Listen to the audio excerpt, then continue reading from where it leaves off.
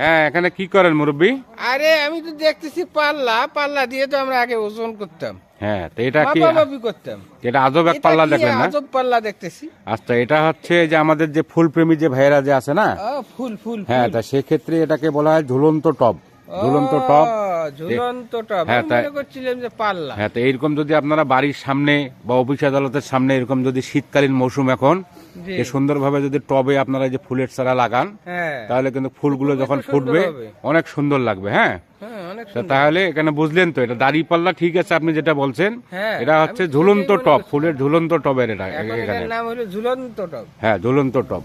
তাই প্রিয় ভাইয়েরা, এরকম আপনারা বাড়ির সামনে এবং অফিস আদালতের সামনে এই দেখেন এই কত ঝুলন্ত সুন্দর টবের লাগতেছে। মাধ্যমে এরকম আপনারা ফুলের চাষাবাদ করবেন, অনেক ভালো লাগবে দেখতে যখন ফুলগুলো ফুটবে।